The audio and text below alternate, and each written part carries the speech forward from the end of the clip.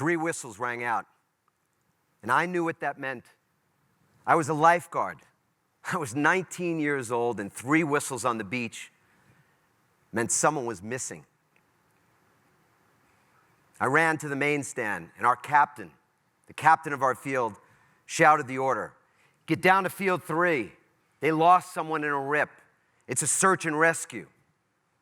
10 of us ran down the beach to join the search team. There was a crowd, and people were pointing to where they last saw the missing swimmer. We dove into the ocean and swam out past the breakers. Our team formed a straight line perpendicular to the shore and started the search pattern. We dove down about 10 feet, swam into the current, and came straight up for air. When everyone popped up, we repeated the process again and again and again. We were exhausted, but we didn't come in. More than an hour later, I heard the whistles again. It was an awful feeling. We weren't done. We didn't find him. We ran back to our field, and Bob led us in a moment of silence. When we opened our eyes, he looked at each of us and said, "No one goes down in our water. At this field, no one goes down on our watch. You either make the save or you die trying." Just a little intense, huh? That was a moment that changed me. And boy, did I take those words to heart. A few years later, I went to law school so I could guard my family. I worked 70 hours a week so I could guard my clients. I was exhausted. I would wake up in the morning and I would feel this sense of dread. But just like at the beach, I didn't come in. I didn't come in because I was afraid if I did, someone would go down. And no one was going down in my water again. All that guarding eventually put me in the emergency room with electrodes taped to my chest. It was a Saturday, and my wife Randy and I were headed to our son's baseball game. All of a sudden, I was sweating. My heart was racing. I couldn't get my breath. I laid on the ER gurney for what seemed like an eternity. Finally, the doctor slid the curtain and walked in. "Mr. Markel, I just want to let you know you did not have a heart attack. You're going to be okay, but you said you haven't been sleeping well and your job sounds extremely stressful. And the coffee, it isn't helping either. Today was just an anxiety attack. Next time you might not be so lucky." A few hours later, I walked out of the hospital on my own 2 pretty shaky legs. And I looked up at the sky, and I said, "Thank you." You know what I felt? I felt like I was given a reprieve. I made a promise to myself that day that I would let my guard down a little. That instead of working myself into a state of exhaustion, that I would come in, I would accept help. But it didn't take long before I fell back on my old habits. And like so many times before, I came home late from work one night. I remember it was cold and rainy, and I walked in the house dripping. I knew I had missed the chance to kiss the kids goodnight again. I walked up to my wife and I said, "If I keep doing what I'm doing, you're going to be a widow." That was a moment of truth for us because of what Randy said and didn't say that night. She didn't remind me of the bills and the responsibilities because she knew I knew. She didn't pacify me either. She took a breath and smiled and said, "We'll figure it out."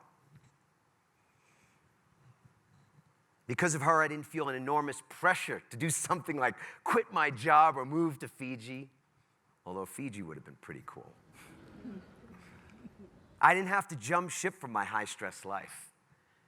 I didn't have to have a midlife crisis when I had the option to find my midlife calling instead. I knew I needed to make tangible changes. I needed to find a practice that I did every single morning the moment I woke up, so it was how I started the day, and it set the tone for the day, and it was how I spent my day. And so the next morning I woke up, I was laying in bed, And I said, this is the morning. Today's the day. I'm going to meditate. Okay, I'm ready.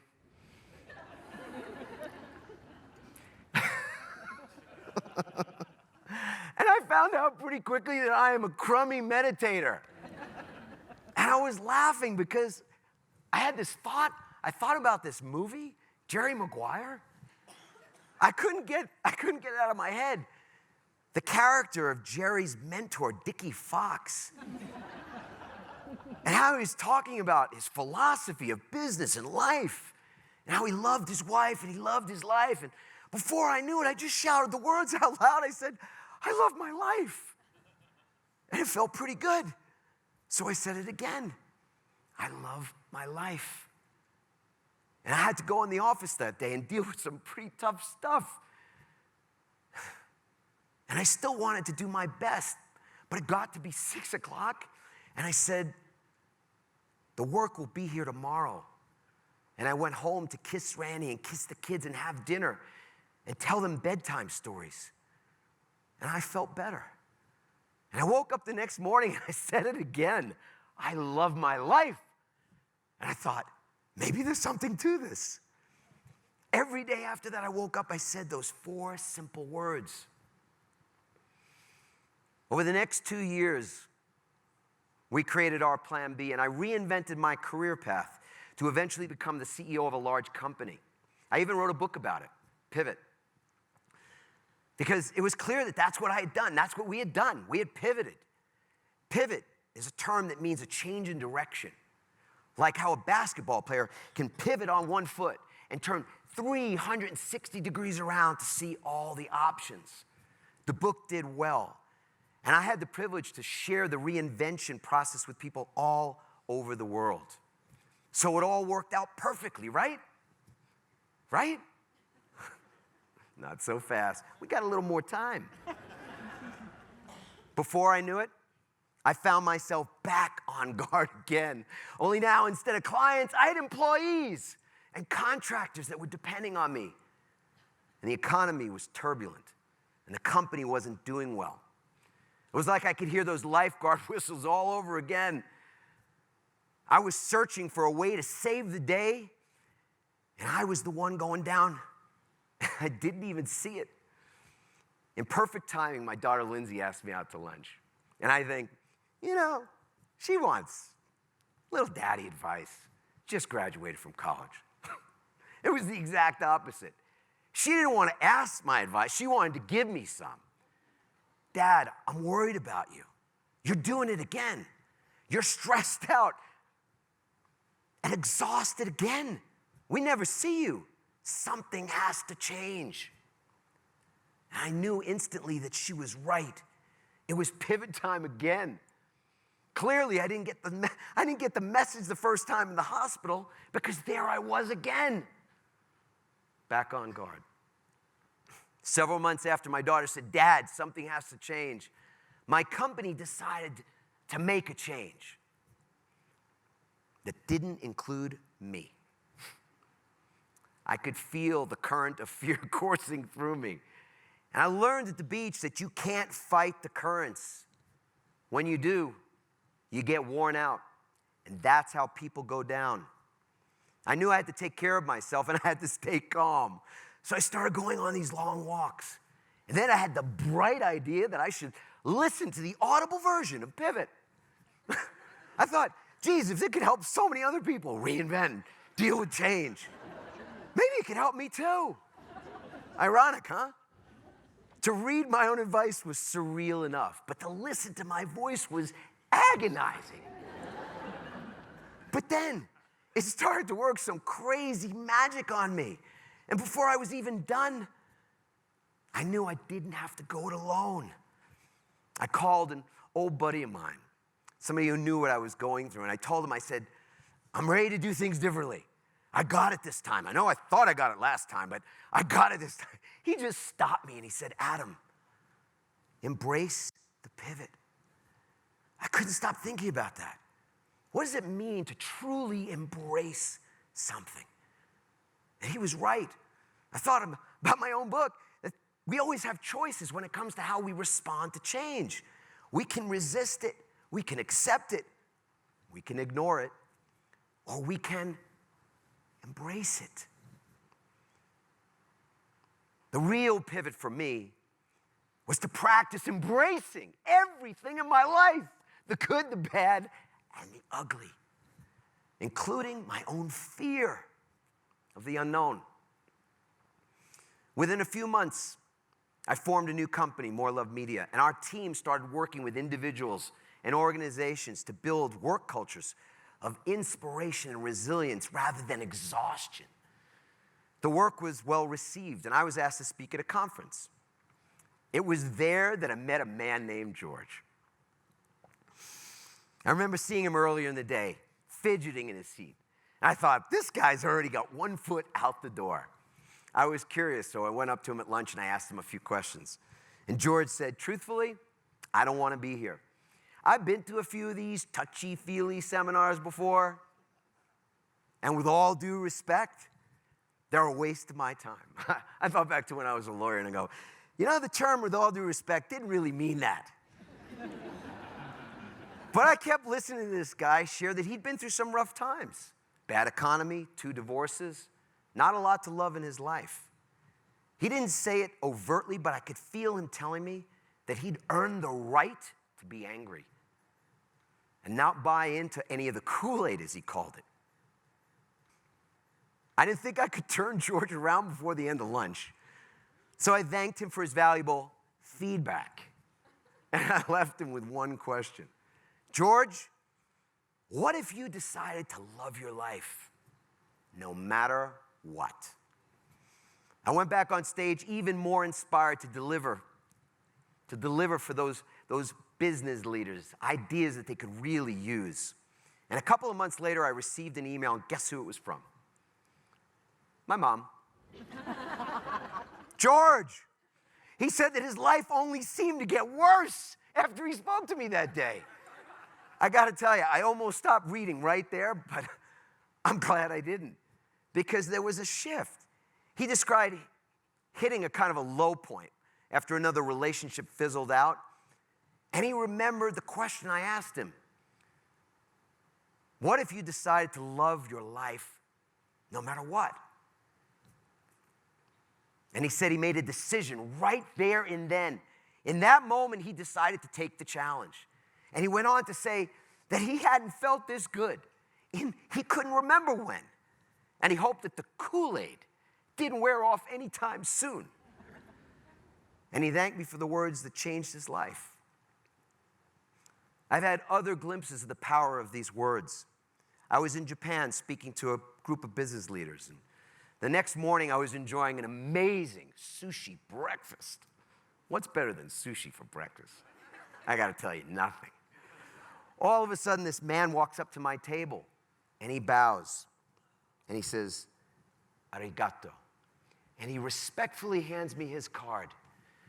I noticed there was a woman standing behind him, and after a few seconds, she moved forward, and her head was down. And when she lifted it, I could see that there were tears coming down her face. She stepped a little closer and stood still. And in broken English, she said, I love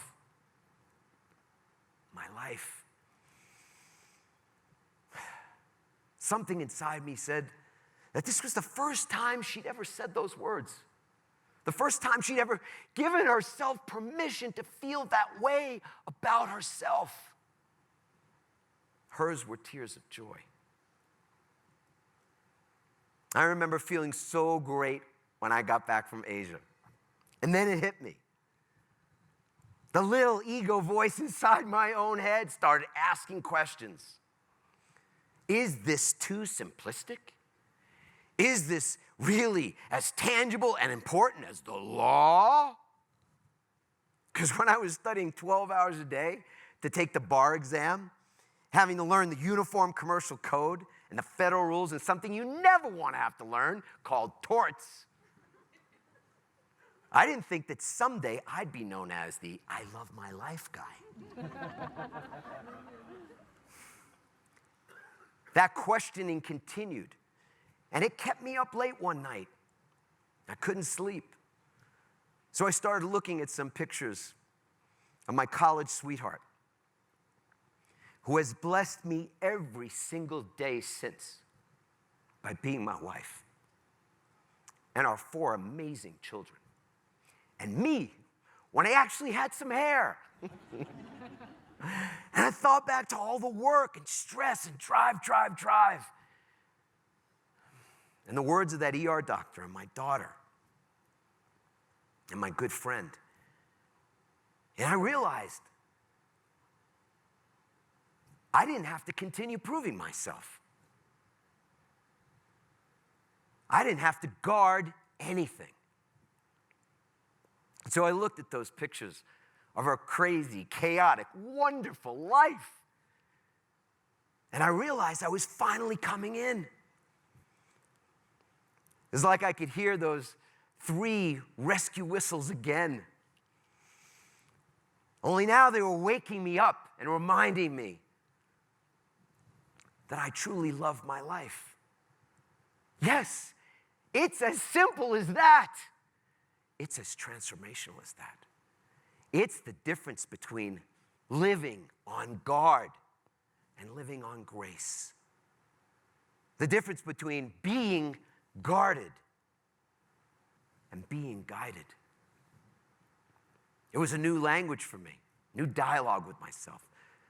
And when we have the words, we also have the way. Those 4 little words have been a buoy for me to embrace every time I've been caught in the riptides of fear, doubt, or worry. You may recognize yourself in someone like George and feel that life has dealt you a bad hand, where the things haven't been fair. Maybe you work for somebody you don't like, in a job you don't like, or where you don't feel appreciated. Maybe you've been caught up in striving and achieving to prove something, like I was. And all I ask is, what if you decided to love your life no matter what? What if you decided tomorrow morning, when you woke up and the alarm went off and you have to commute and you're already running behind time and thinking about the chores, what if you decided to take 10 seconds and put your feet on the floor and take a deep breath and feel gratitude and appreciation for yourself? And you said these words, I love my life. I love my life.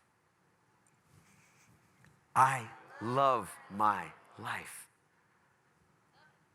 What if you decided right now to love your life? Thank you.